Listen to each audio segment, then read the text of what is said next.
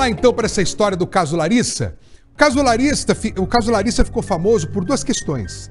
Uma, pela história em si, e outra, pela investigação que não foi concluída e que não trouxe uma resposta para a família. A história é da Larissa seguinte: a Larissa sai para ir para uma entrevista de emprego. E depois ela é encontrada nessa área de mata, o corpo é encontrado carbonizado e todo cortado. O balanço geral mostrou que esse processo foi reaberto. E hoje você vai ver comigo, nós vamos revelar para você quais são as informações que podem levar a polícia a solucionar esse crime. Lembra que eu falei para você que agora tem um delegado novo nesse caso? Vamos acompanhar. O silêncio por parte das autoridades deixa a família de Larissa Ferreira sem saber se um dia haverá justiça a ser feita pelo assassinato brutal da jovem. Um crime sem nome, sem rosto, sem qualquer pista sobre quem teria motivos para executá-la. Mas depois de mais de 3 anos, enfim, as coisas podem começar a andar. Nesta reportagem, você vai saber quem são as últimas pessoas que, ao que tudo indica, tiveram contato com a Larissa antes de ela ser morta. Todas essas pessoas foram ouvidas no início das investigações, mas as buscas pelos criminosos nada avançaram desde então.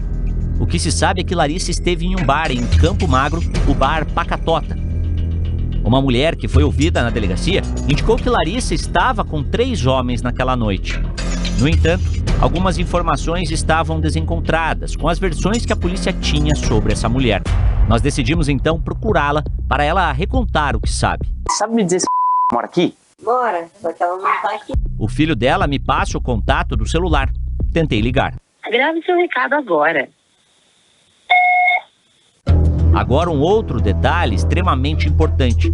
Identificada apenas como Bruna, uma jovem foi ouvida pelos policiais e disse que teria imagens do bar na noite em que Larissa supostamente esteve lá. Só que a Polícia Civil nunca solicitou as imagens do bar daquela noite e atualmente fica praticamente impossível consegui-las. Desde o início da morte da minha irmã, como eles não estavam indo atrás, a gente como família fomos atrás. E o que a gente conseguimos, passamos para eles.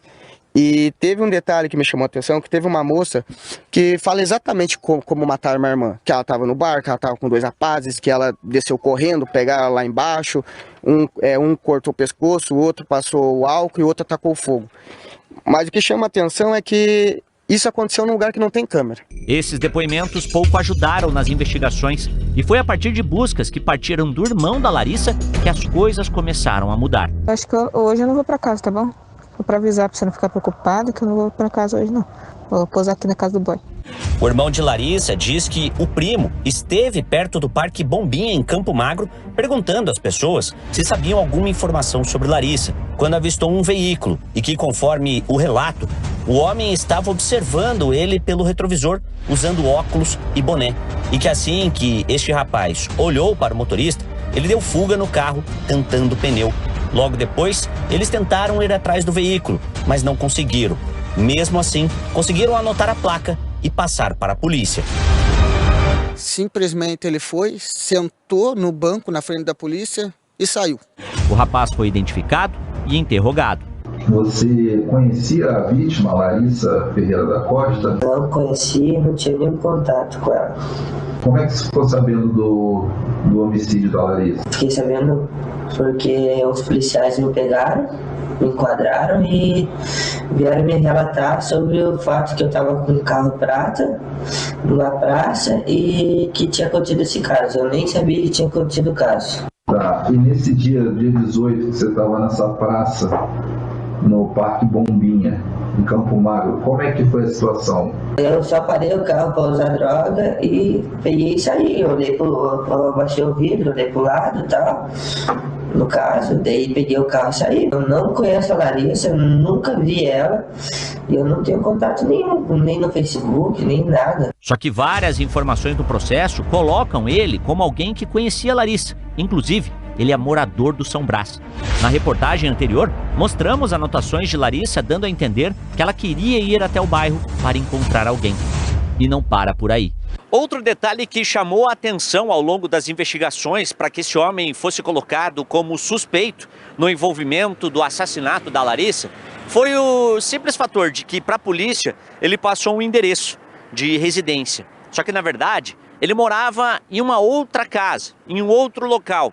E esse local ficava a alguns metros do posto de combustível, onde supostamente os autores compraram o álcool e a gasolina, usado para queimar o corpo da Larissa. O posto fica exatamente 3 minutos da residência do rapaz. Tivemos acesso aos comprovantes da compra, só que o pagamento foi feito em dinheiro, ou seja, não foi possível identificar o comprador. Ah, e outro detalhe, a polícia também não solicitou essas imagens na época e perdeu o prazo para identificar o principal suspeito do crime.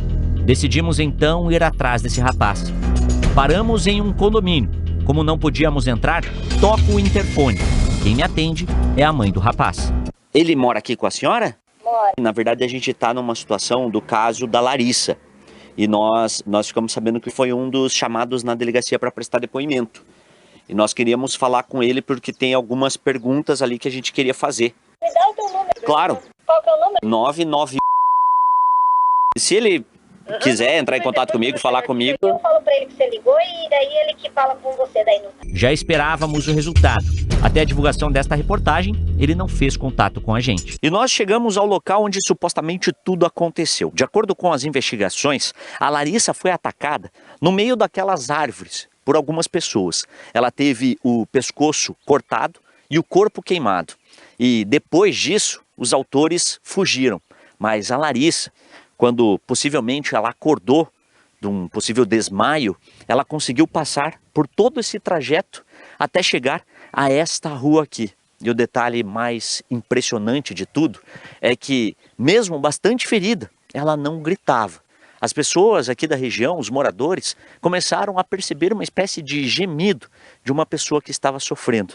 E a Larissa foi encontrada sentada no ponto de ônibus. As pessoas que chegaram até aqui quiseram saber o que tinha acontecido. Viram que ela estava bastante ferida e queimada e chamaram o socorro médico. Mas Larissa pedia apenas por água. As pessoas perguntaram quem tinha feito isso com ela, mas talvez por medo e na esperança de continuar viva, Larissa não falava mais nada. E isso transformou a investigação em um verdadeiro mistério. Os moradores da região também foram ouvidos na delegacia, mas nenhum deles soube dizer o que aconteceu e quem estava com Larissa. Mas depois de 3 anos, como a polícia vai avançar nas investigações? Porque o que a família quer saber é simples: quem e por que mataram a Larissa? Perguntas que até agora as autoridades não responderam. E as mentiras contadas por aquele homem lá para o delegado. Depois o William Bittar foi até a casa da mãe dele. Ela até alterou um pouco a voz, não gostou nada do que foi questionada. Agora, mãe, a senhora não pode ficar passando a mão na cabeça de filho, não, hein? A senhora reveja muito bem aí o seu... Pensa, reflita, analisa sobre... Vê se vale a pena. Vê se vale a pena. Agora, vamos lá. Por qual razão essa mulher morreu de forma tão cruel? Ela diz ali pro irmão, olha, não se preocupa não, tá? Eu vou dormir na casa do boy. Então ela dá indício de que ela iria se encontrar com alguém depois daquela entrevista, ia dormir, um namoro, um relacionamento suposto que ela estaria se envolvendo com alguém. Agora, a polícia, na época, não requisitou nenhuma imagem de câmera de monitoramento. Que investigação foi essa? Nenhuma. 3 anos se passaram, agora o caso é reaberto. E quando um caso é reaberto sem elementos, é como você começar tudo de novo, do zero. Só que algumas questões avançaram porque a família, sozinha, resolveu dar continuidade à investigação. Por isso que o irmão dela descobriu aquelas coisas que ele contou pra gente na reportagem. E como eu disse no começo, tem um delegado novo agora, o doutor Ivan, assumiu essa investigação, está engajado com a equipe dele de conseguir desvencilhar isso tudo para que muito em breve a família tenha uma resposta e o desfecho dessa história que infelizmente não vai mudar. Mas com a prisão dos suspeitos, tranquiliza, ameniza o sofrimento dessa família com aquela sensação da justiça sendo feita. E se você tiver alguma informação que possa ajudar a polícia nessa investigação, pode denunciar aqui para o Balanço Geral, 999-2615-98. Se você não quiser conversar com a produção, quiser conversar direto comigo, pode mandar lá no meu Instagram. Manda um direct lá, escreve, ó, caso Larissa, eu tenho informações. Eu ligo para você. te mando uma mensagem de voz para você saber que está falando comigo mesmo. A gente coleta essas informações e aí a gente trabalha aqui no anonimato só para ajudar a polícia também, porque essa é a função do nosso jornalismo, tá bom? Vamos de coisa boa.